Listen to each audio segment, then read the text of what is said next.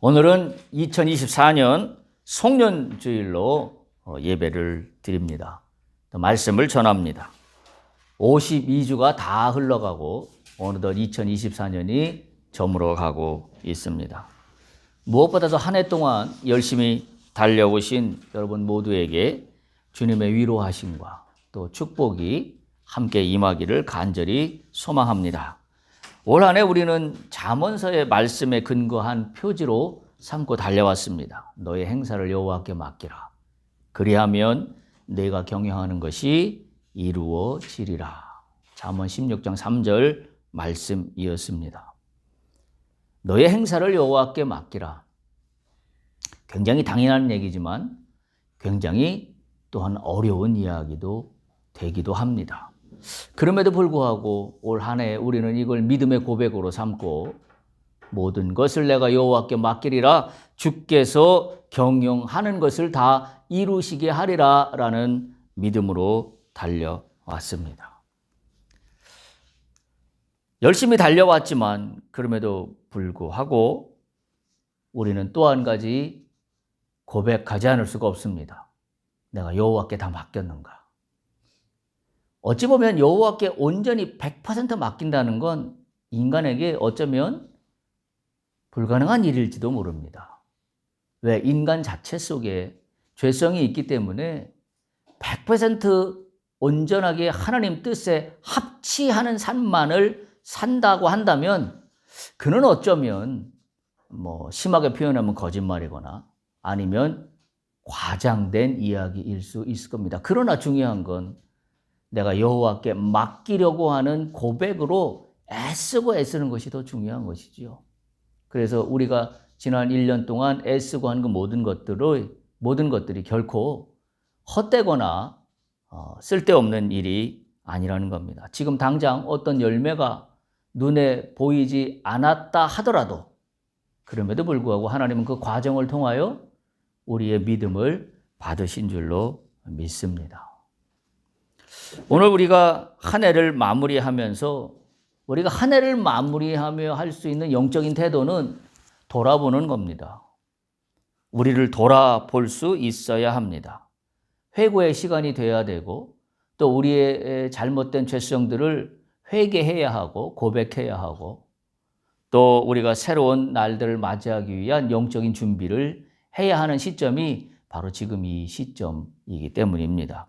그래서 앞으로 남겨진 며칠 동안 2024년 12월 31일이 저무는 그 시간까지 각자 오늘 예배를 마친 후에 우리가 집에서 또 생활 속에서 우리의 삶을 정리하며 우리가 주님 뜻대로 살아내지 못했던 그 모든 것들을 회고하고 그리고 회개하며 주 앞에 다시 한번 결단하는 그런 귀한 시간들을 우리가 가져야 할 걸로 믿습니다. 그래서 남아있는 나머지 며칠의 시간을 그렇게 활용하실 수 있기를 바랍니다. 오늘 우리가 이와 같은 의미에서 2024년을 회고하는 의미에서 오늘 말씀의 제목을 이렇게 삼았습니다. 오직 빛을 따라 살았습니까? 라는 겁니다. 이 말씀으로 송년주일 말씀을 함께 나누도록 하겠습니다.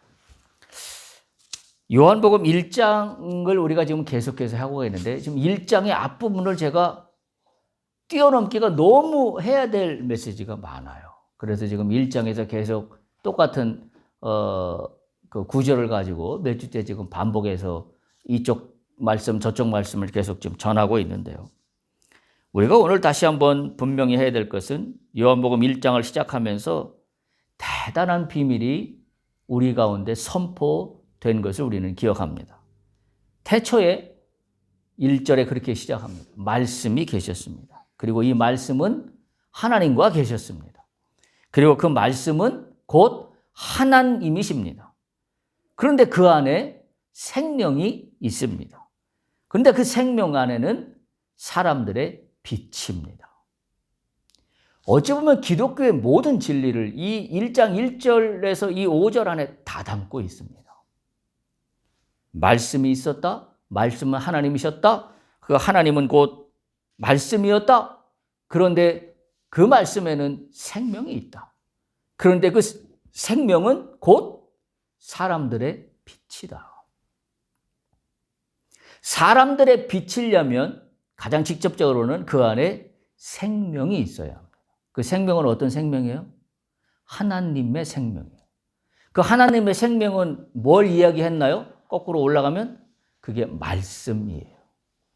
그러니까 사람들의 빛이다라는 이 생명의 의미는 내가 1년 동안 살아가는 동안에 내가 말씀이 있었는가? 내 중심에 말씀이 나를 통제했는가? 지배했는가? 우리가 말씀의 통제를 받지 못했다면 나는 생명 있는 삶을 살아내지 못한 겁니다. 왜? 말씀이 곧 생명이라고 했으니까. 그리고 그 생명이 사람들의 빛이라고 했는데 내가 빛을 따라갔다라고 한다면 그 빛은 말씀이 있을 때만 빛이 나와요. 말씀이 없다 그러면 빛이 나올 수가 없는 논리라고 통합니다. 그래서 제가 오늘 말씀의 제목으로 삼고 있는 오직 빛을 따라 살았습니까? 라는 말을 다른 말로 표현하면 오직 말씀을 따라 살았습니까? 라는 말과 맥락이 같은 말씀입니다. 우리가 주목해야 될 바로 그 부분이 이 생명인데요.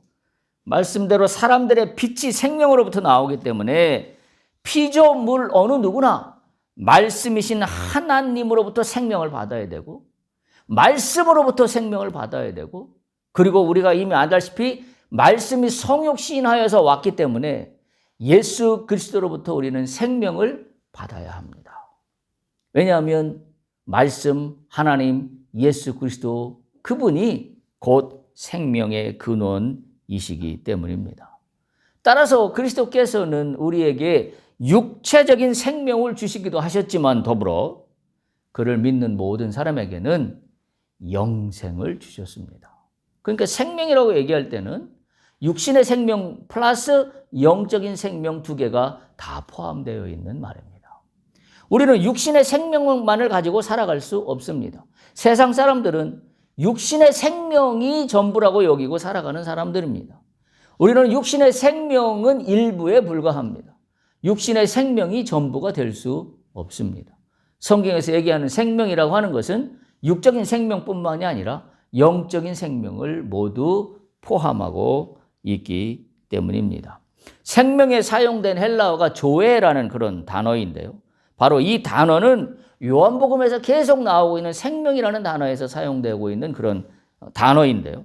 이 생명의 의미는 바로 영원한 생명을 포함하고 의미 있게 이야기하고 있기 때문에 그렇습니다.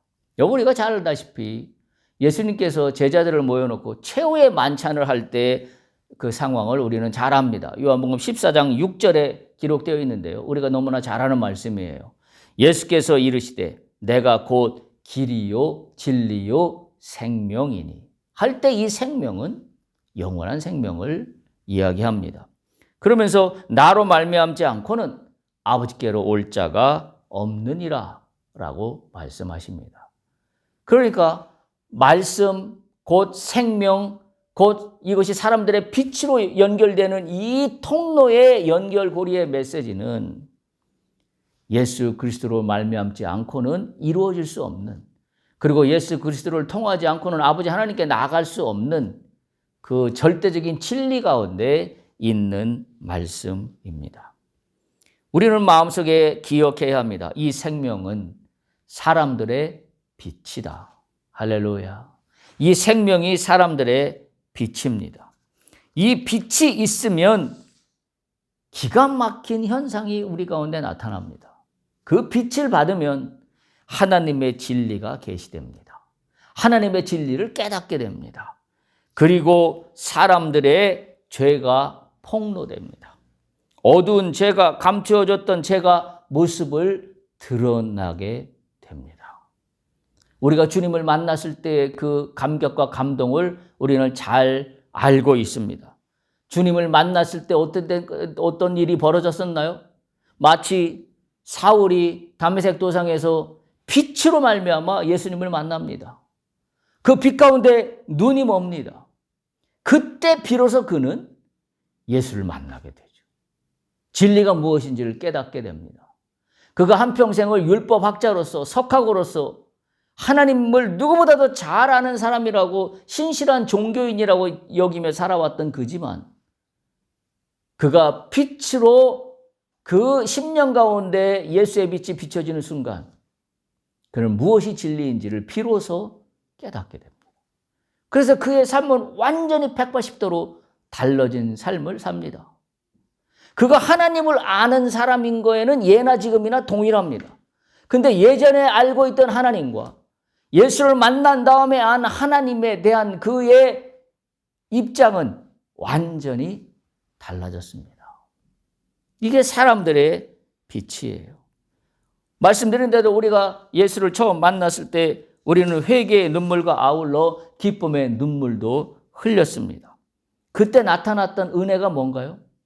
나의 더럽고 추한 죄가 막 폭로돼서 내 스스로 내가 생각하지도 않았던 내 속에 있는 죄의 그 모든 것들을 주 앞에 토로하기 시작했던 것을 우리는 기억할 겁니다. 한 번도 잘못한 거라고 생각해보지 못했던 것들이 회개라는 통로를 통하여 주 앞에 고백되는 우리의 모습을 우리는 기억할 겁니다. 바로 그거예요. 빛이 들어오면 내 속에 있는 더럽고 추한 죄성의 모습들이 비로소 드러납니다. 그리고 내가 영안이 열립니다. 빛이 들어오면 영적인 것을 보게 됩니다. 할렐루야. 우리가 이걸 소망하고 우리가 이걸 기대해야 해요. 우리가 얼마나 무뎌졌습니까? 우리가 신앙생활을 한다고는 하지만 우리의 상태가 얼마나 무뎌졌는가 하는 것은 내가 내 자신을 돌아보면 너무나 잘 아는 사실입니다. 주님을 처음 만났을 때 그 빛이 들어왔을 때 내 속에 감격과 감동으로 말미암아 회개의 눈물이 터지고 동시에 기쁨이 터졌던 그 감격은 다 어디 갔나요? 우리가 너무나 중요한 것들을 잃어버리고 살고 있지 않나 하는 생각을 할 수밖에 없습니다. 왜 그래요? 빛을 따라 살지 않았기 때문이에요. 우리는 교회는 매일 나왔지만 빛을 따라 살았다기보다는 습관적으로 살았습니다. 정해진 타임 스케줄대로 살았습니다. 타임 스케줄대로 살 때 빛은 임하지 않습니다. 다시 한번 말씀드리지만 사울이 다메섹 도상에서 예수를 만나 빛 가운데 들어갈 때 그 타임 스케줄은 없던 타임 스케줄입니다. 사울의 인상 가운데 없었던 타임 스케줄이에요. 근데 하나님의 빛이, 예수의 빛이 사울에게 임할 때 그는 꼬꾸라지고 말았습니다. 그리고 비로소 진리를 깨닫게 되었습니다. 아, 내가 그동안 하나님을 믿는다고 했지만 나는 빛을 따라 산 내 인생이 아니었구나라는 걸 비로소 사울은 깨닫게 되었던 것을 우리는 너무나 잘 압니다. 빛은 지각과 도덕적 통찰력, 영적인 비전 모든 것들을 포함합니다. 그래서 이 빛이 들어오면 내 마음과 생각을 꿰뚫어 버립니다. 그리고 내 마음과 생각을 밝히 드러냅니다. 밝히 드러낼 때 내 속에 있는 어두움도 드러납니다. 그리고 어두움과 동시에 소망도 드러납니다. 어떤 소망? 빛을 따라 살면 하나님의 진리 가운데, 하나님의 은혜 가운데, 하나님의 섭리 가운데 축복의 삶으로 나간다는 소망도 동시에 들어옵니다. 이게 빛의 특성이에요. 우리가 이런 것들을 너무나 많이 잃어버리고 살고 있다라는 생각을 하게 되지 않을 수가 없습니다. 예수님과 접촉하는 사람은 누구든지 마음과 생각이 밝아지게 됩니다. 올 한 해 어떤 마음으로 살아왔는지 생각해 볼 수 있기를 바랍니다. 내가 과연 빛 가운데 있었나? 빛 가운데 있었는 것을 알려면 두 가지가 동시에 나타나야 되는 거예요. 하나는 내 속에 있는 어두움이 드러나서 내가 누구인지 실체를 주 앞에 깨닫게 될 때에 빛을 따라 산 겁니다. 그리고 또 하나는 그럼에도 불구하고 나를 사랑하사 나에게 함께 하시고 나의 길을 밝히시는 주님의 그 위대한 계획을 내가 발견하게 됩니다. 그게 빛 가운데 사는 거예요. 만일 내가 올 한 해를 돌아보면서 나의 어두움이 내 속에 있는 어두운 죄성들이 드러나거나 주님으로 말미암아 주님이 나를 사랑하시는 은혜 가운데 내가 감격과 감사의 삶이 없었다라고 한다면 나는 빛을 따라 산 삶이라고 감히 이야기하기 어렵습니다.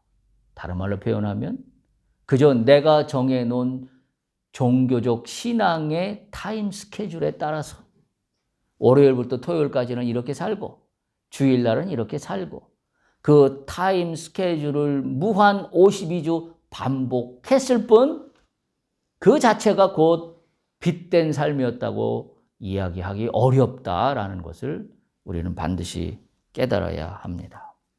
여러분, 예수님께서는 바리새인들을 그렇게 꾸짖으셨어요. 그러면서 바리새인들을 빗대어 이야기할 때마다 예수님께서 비유로 적용하신 말씀이 있어요.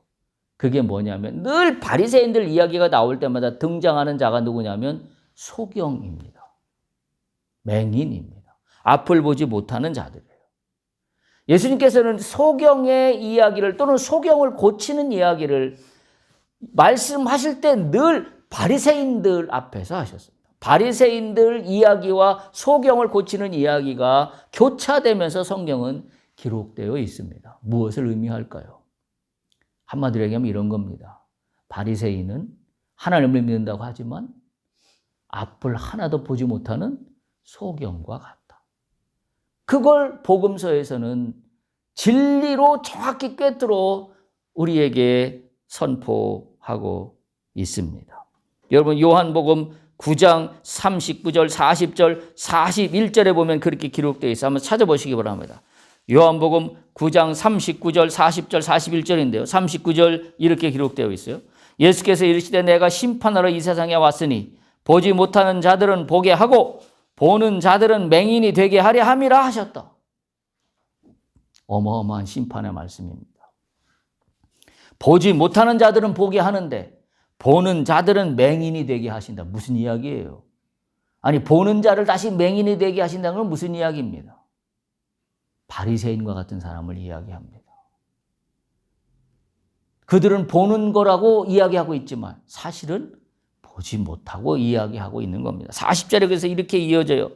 바리새인 중에 예수와 함께 있는 자들이 이 말씀을 듣고 이르되 우리도 맹인인가? 바리새인이 예수님께 물어요. 그랬더니 41절 예수님께서 이렇게 대답하십니다. 너희가 맹인이 되었더라면 차라리 죄가 없으려니와 나는 거기 차라리 자가 빠졌다고 봐요. 그런데 본다고 하니 너희 죄가 그대로 있다.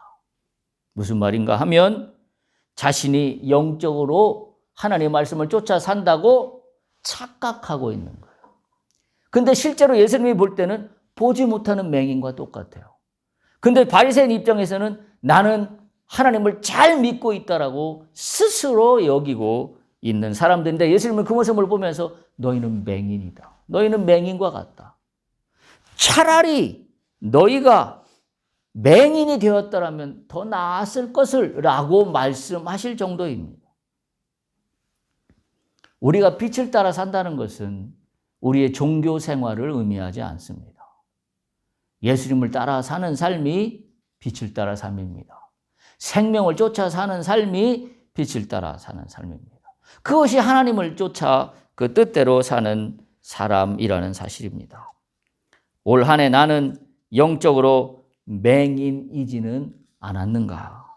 마치 바리새인처럼 종교적으로는 무엇인가를 열심을 추구하며 살아왔는데 과연 나는 예수님이 꾸짖으시는 책망의 대상처럼 나는 보지도 못하면서 보고 있다고 착각하며 살고 있는 건 아니었는가? 우리가 영적으로 얼마나 무뎌져 있었는가라는 것을 우리가 이 시간 다시 한번 회개하며 스스로 돌아보아야 합니다. 이미 말씀드린 대로 빛을 따라야 살아야 하는 이유는 명확합니다. 그것은 빛에 생명이 있기 때문이에요. 우리가 이미 봉독한 말씀이에요. 요한복음 1장 4절에 있잖아요. 그 안에 생명이 있었으니 이 생명은 사람들의 빛이라. 우리가 빛을 따라 살아야 되는 이유는 명확해요. 생명을 얻기 위해서입니다. 생명이 있는 자만 빛을 발하게 되어 있습니다. 반대로 말하면 빛을 따라 살지 않는 삶은 생명이 없는 삶과 동일합니다. 육신적으로는 생명이 있는 것으로 우리는 보여질지 모르지만 우리는 육신적인 생명을 이야기하는 게 아니라 우리는 영적인 생명도 우리는 생각해야며 살아야 되는 사람입니다. 그렇다고 한다면 우리는 빛을 따라 살지 않는 삶이라고 한다면 우리는 생명 없는 기계적인 삶을 살아가는 것과 마찬가지다. 이렇게 우리는 이야기할 수 있습니다. 따라서 예수님의 빛은 우리의 죄와 그분의 영광을 보게 합니다. 그 빛에 응답하는 사람은 누구든지 그리스도에 의해서 밝히 드러납니다. 그리스도는 그래서 그 마음, 사람들의 마음을 하나님의 생각은 뭐예요? 말씀과 생명이에요. 그것으로 가득 채우게 합니다. 그렇게 되면 우리의 길을 인도하시고 우리에게 하나님의 관점을 부어주시고 죄의 어두움을 몰아내게 됩니다. 그런데 저는 오늘 말씀을 준비하면서 중요한 사실을 하나를 깨닫게 되었습니다. 요한복음 1장 4절을 한번 보시기 바랍니다. 요한복음 1장 4절을 보면 그 안에 생명이 있었으니 이 생명은 사람들의 빛이라. 요한복음 1장 4절 우리가 읽은 개역개정 성경을 보면 시제가 확연하게 드러나지 않습니다. 거기 보면 그 안에 생명이 있었으니 이 생명은 사람들의 빛이라. 이 시제가 뭔지 분명하지 않아요. 물론 앞부분만 보면 그 안에 생명이 있었으니 하면 이건 분명히 과거인데 이게 뒤로 가면 빛이라 이게 과거인지 뭔지 현재인지 잘 구분이 되지 않아요. 우리가 NIV 영어 성경을 보면 명확히 드러납니다. 요한복음 1장 4절 그 안에 생명이 있었으니 이 생명은 사람들의 빛이었다라고 NIV 성경은 영어 성경은 기록하고 있습니다. 동사를 보면 과거형 was를 쓰고 있습니다. In him was life 그 안에 있었다 생명이 and that life was the light of man 사람들의 빛이었다. 분명히 NIV 성경은 과거형 동사를 써서 요한복음 1장 4절은 생명은 과거에 있었습니다. 그때 당시에 태초에 있었습니다. 그런데 요한복음 1장 5절을 보십시오. 시제가 바뀝니다. 빛이 어둠에 빛이 돼 어둠이 깨닫지 못하더라. 우리가 읽는 이 개역개정 성경은 시제가 명확히 드러나 있지 않습니다. 뭐가 뭔지 잘 모르겠어요. 빛이 어둠에 비쳤다는 것이 과거인지 현재인지 미래인지 잘 모르겠어요. 빛이 돼 이 무슨 이야기인지 잘 모르겠습니다. 어둠이 깨닫지 못하더라. 어둠이 깨닫지 못하였다는 건지 뭔지 명확하지 않습니다. NIV 성경을 보면 명확히 시제가 나와 있습니다. 앞부분 라이트가 어둠을 샤인 밝히고 있습니다. 무슨 시제예요? 현재 시제입니다. 빛이 어둠을 shines 밝히고 있다. 밝힌다. 현재입니다. 자, 보세요. 요한복음 1장 4절에 생명이 있었고 그 생명은 사람들의 빛이었습니다. 과거 사실이에요. 근데 1장 5절에 보면 그 빛이 어둠에 비치고 있습니다. shines. 현재입니다.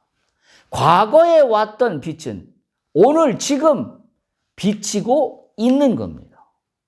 1장 5절은 그것을 이야기하고 있습니다. 자, 그런데 그 뒷부분을 보면 But the darkness has not understood it이라고 되어 있어요. 그런데 어두움은 has not understood 현재 완료형을 사용하고 있습니다. 현재 완료형이 어떤 의미죠? 과거로부터 지금까지 쭉 계속해서 진행되어 오는 상태를 이야기하는 게 영어에서의 현재 완료형입니다. 자, 보세요. 빛은 앞부분에 현재형이에요. 빛은 어두움에 지금도 비치고 있어요. 근데 어두움은 계속해서 그 빛을 이해하지 못하고 오고 계속해서 있습니다. 이 이야기예요. 이해하시죠? 자, 다시 한번. 요한복음 1장 4절에 과거에 생명이 있었고 그 생명이 태초에 만드셨던 그 생명 속에 빛이 있었고 그 빛은 사람들의 빛이었습니다. 과거형입니다. 자, 그런데 요한복음 1장 5절에 보면서 근데 그 빛은 어둠을 비추고 있습니다. 현재형으로 바뀝니다. 그런데 그럼에도 불구하고 어둠이라는 놈은 has not understood. 그 빛을 이해하지 못하면서 지금까지 오고 있습니다. 이 이야기예요. 그러니까 빛은 비췄고 지금도 비추고 있는데 어둠은 그 사실을 깨닫지 못하고 있습니다. 그게 계속 지속되고 있습니다. 이게 우리의 상태입니다. 하나님의 빛은 지금도 내 속에 있는 어둠 가운데 비치고 있는데 내 속에 있는 나는 나의 어두움은 나의 죄성은 그 빛을 아직도 이해하지 못하고 그렇게 살고 있습니다. 마치 예수님을 만나기 전에 사울처럼 담메색 도상에 예수님을 만나기 전에 그 사울처럼 계속해서 그것이 신앙의 진실인 줄 착각하고 계속해서 이어져 오고 있다는 이야기. 우리의 상태도 그와 같지 않은가 하는 것을 반성하자는 겁니다. 회개하자는 겁니다. 이미 하나님의 빛은 나에게 비췄어요. 근데 내가 그 사실을 깨닫지를 못해요. 왜요? 내 속에 어둠이란 놈이 그것을 이해하지를 못하고 있어요. 그러니까 내가 빛 가운데 있는지 어둠 가운데 있는지 개념조차 없고 내가 예수를 따라 하나님의 뜻을 쫓아 산다고 말은 하지만 내 속에 늘 어두움이 나를 지배하고 있습니다. 빛을 받아들이지 못하고 있다는 사실이에요. 이 현재형으로 바뀐 이야기는 뭐냐면 그리스도의 생명의 메시지는 지금도 여전히 유효하다. 다시 말하면 태초에 있었던 과거 사실의 생명과 과거 사실의 빛이 아니라 그 과거에 있었던 태초에 있었던 그 빛은 오늘도 나에게 비추고 있다. 우리가 이 사실을 분명히 깨달을 수 있어야 합니다. 여러분 성경에 보면 어둠에 대한 여러 가지 정의들이 있는데 몇 가지만 보면 지옥을 가리켜서 바깥쪽 어두운 곳이다 라고 성경을 이야기하고 있습니다. 특별히 달란트 비유에 보면 한 달란트만 받은 자에게 예수님이 그렇게 말씀하세요. 이 무익한 종을 바깥 어두운 곳으로 내쫓아라. 다른 세계예요. 바깥 어두운 곳으로 내쫓아라. 라고 말씀하십니다. 또 사단이 지배하는 곳을 어두움이라고 성경은 여러 곳에서 표현하고 있습니다. 흑암의 권세라는 말이 그와 같은 의미입니다. 또 악의 세력을 어둠이다라고 표현도 하고 있습니다. 바로 그래서 마귀를 대적하기 위해서 전신갑주를 입으라는 말씀이 그때 나오는 말씀입니다. 또 죄인의 길에 참여하는 자가 어둠입니다. 죄인의 길에 참여하는 자는 열매가 없다고 말씀하고 있습니다. 에베소서 5장 11절 보면 너희는 열매 없는 어둠의 일에 참여하지 말라라고 기록하고 있습니다. 또 다섯 번째 무엇이 어두움이냐면 영적인 무지가 어두움입니다. 그래서 말씀드린 대로 맹인들의 비유가 곳곳에 나오고 있습니다.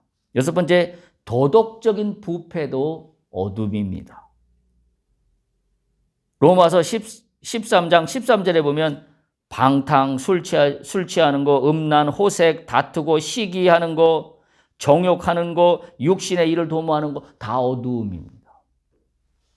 그 다음에 지적 무지도 어두움이라고 했습니다. 호세아서 4장 6절에 보면 내 백성이 지식이 없음으로 망하는도다라고 말씀하고 있습니다. 아홉 번째, 그리스도가 없는 세상도 어두움입니다. 그 어두움의 대표적인 사람은 날 때부터 맹인된 자, 그를 실로암 연못에서 고쳐주실 때 기적이 일어나는 그거 말씀하고 맥락을 같이 합니다. 그리스도를 만나지 못했을 때 그는 맹인이었습니다. 그러나 그리스도를 만났을 때 실로암 못갓에서 그는 눈을 고치게 되는 것과 똑같습니다. 그럼 우리를 이 감싸고 있는 어두움은 얘는 난공불락일까요? 그렇지 않습니다. 어두움에는 치명적인 약점이 있습니다. 그게 뭔지 아시죠? 어두움의 치명적인 약점. 빛이 비치면 물러갑니다. 할렐루야. 우리가 그걸 기억하세요? 내 속에 있는 어두움을 뭘로 물리칠까? 교회 열심히 다니면 내 속에 있는 어둠이 물리쳐질까? 엄밀한 의미에서는 아니에요. 어떻게 하면 돼요? 생명의 빛이 들어오면 됩니다. 예수 그리스도의 빛이 들어오면 어둠은 물러갑니다. 할렐루야. 어둠은 이게 치명적인 약점이에요. 근데 사람들은 이 약점을 퇴치할 방법을 몰라요. 종교 행위를 열심히 하면 어둠이 물러가는 줄 착각해요. 안 그래요. 오히려 더 자기의 종교적인 어두움의 성만 더 견고하게 쌓을 뿐입니다. 다 필요 없습니다. 예수의 빛이 들어오면 어두움은 한순간에 물러갑니다. 할렐루야. 그래서 에베소서 5장 8절을 보면 우리가 오늘 봉독한 말씀인데 이렇게 기록하고 있습니다. 너희가 전에는 어두움이더니 이제는 주 안에서 빛이라. 여러분 믿으십니까? 나는 누구예요? 주 안에서 빛입니다. 할렐루야. 예전에 나는 어둠이었으나 이제는 주 안에서 빛이다 라는 말씀이에요. 우리가 한 해를 마무리하며 우리는 다시 한번 나의 영적인 상태를 점검해 봐야만 합니다. 내가 어둠에서 빛으로 옮겨진 사람이라는 사실을 믿습니까? 그걸 믿으셔야 해요. 그렇다 그러면 나는 늘 날마다 내 속에 있는 어두움을 예수 그리스도의 빛으로 몰아내는 일을 끊임없이 해야 합니다. 우리가 그 단적인 예로 낮이 있고 밤이 있잖아요. 낮은 밝음이고 밤은 어두움입니다. 날마다 어두움이 해가 뜨면서 사라지는 걸 우리는 기억해야 합니다. 천체의 이치가 밤이 아침에 떠오르는 태양빛에 의해서 물러가는 것처럼 매일매일 나의 삶이 어두움 가운데 있었던 것이 예수 그리스도의 빛으로 말미암아 물리쳐지는 일이 날마다 반복돼야 합니다. 그렇게 살아왔는가라는 게 오늘 말씀의 제목이에요. 빛을 따라 살았습니까? 라는 말씀은 바로 그런 의미를 담고 있습니다. 왜 그렇게 이야기할 수 있어요? 나는 누구인가? 어둠에서 빛으로 옮겨진 하나님의 자녀이기 때문에 그래요. 나는 생명의 빛을 가진 사람이기 때문에 그렇습니다. 근데 중요한 것은 어둠이 깨닫지 못한다고 이미 요한복음 1장 5절에 말씀을 드렸습니다. 그렇죠? 빛이 어둠에 비쳤는데 어둠이 깨닫지를 못하고 있다는 겁니다. 여러분 우리가 기억해야 될 것은 어두움이 따로 있고 빛이 따로 있어서 그 가운데 싸움이 있다는 그런 사실을 우리는 알 수 있습니다. 그런데 바로 이 어두움의 임금인 사탄의 영향 아래 있는 거듭나지 못한 우리 인간들은 빛을 받아들이지 못하며 오히려 그 빛에 저항하곤 합니다. 왜요? 하나님에 대한 무지 때문에, 말씀에 대한 무지 때문에, 어둠이 어둠인 줄도 모르고, 그리고 빛을 비추려고 하면, 말씀으로 빛을 비추고자 하면 그 말씀을 거부합니다. 세상은 그런 게 아니야. 내가 살아본 경험은 이런 거야. 얼마나 세상에 자기 잘난 논리와 철학으로 진리를 거부하는 사람들이 얼마나 많습니까? 참으로 안타까운 일이 아닐 수가 없습니다. 오늘 우리 가운데도 그와 같은 하나님의 빛을 거부하는 일들은 너무나 많이 있습니다. 그런데 우리는 그래서 이렇게 생각해요. 어둠을 몰아내려면 빛으로 어둠을 정복하면 된다라고 생각합니다. 그래서 어둠이 따로 있고 빛이 따로 있습니다. 그런데 다시 한번 바꿔서 이야기하면 어둠과 빛이 분명히 따로 있는 건 맞습니다. 낮이 있고 밤이 있는 것처럼. 그러나 문제는 뭐냐면 아무리 어두움이 있다 하더라도 내가 빛 가운데 서지 않으면 그 자체가 어둠에 있는 거예요. 우리가 그걸 알아야 돼요. 이분법적으로 빛이 따로 있고 어둠이 따로 있다라고 여기면 우리는 이 두 가지의 싸움 속에서 늘 갈등이고 번민이에요. 근데 우리는 이렇게 생각해야 됩니다. 내가 늘 예수의 생명의 빛 가운데 서 있지 않으면 나는 어두움에 있는 것과 마찬가지다. 이렇게 우리가 깨달아야 합니다. 단순히 빛이 없는 것이 곧 어두움이라는 사실입니다. 올 한 해를 돌아보며 내 내면의 영적인 상태를 점검할 수 있기를 바랍니다. 내 안에 있는 어두움의 그림자, 그 실체가 무엇이었습니까? 그 실체는 내가 예수의 생명의 빛 가운데 늘 서 있지 않았기 때문에 어두움이 늘 내 속에 존재하고 있었다라는 사실을 우리는 기억해야 합니다. 우리에게 어둠이 가려져 있던 것들은 단번에 물러갈 수 있습니다. 빛이 비치면 해결됩니다. 예수의 빛입니다. 그래서 에베소 5장 8절을 본 것처럼 너희가 전에는 어둠이더니 이제는 주 안에서 빛이라. 마지막 당부합니다. 빛의 자녀들처럼 행하라. 빛의 자녀들처럼 행한다는 건 무슨 뜻인가요? 늘 예수의 빛을 따라가는 걸 이야기합니다. 예수의 빛을 따라가지 않을 때 어두움의 사탄은 늘 그 틈을 삐짓고 들어옵니다.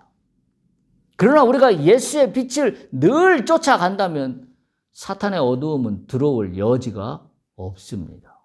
그렇잖아요? 빛이 있는데 어떻게 어두움이 공존할 수 있습니까? 공존할 수 없습니다. 지난 한 해 어두움을 모두 뒤로 하고 빛으로 어두움을 물리치시기를 축복합니다. 그리스도의 빛이 비치면 우리의 죄를 보게 되고 주의 영광을 보게 됩니다. 우리는 빛의 자녀입니다. 주님의 빛을 따라 빛의 자녀답게 살아가기를 축복합니다. 할렐루야.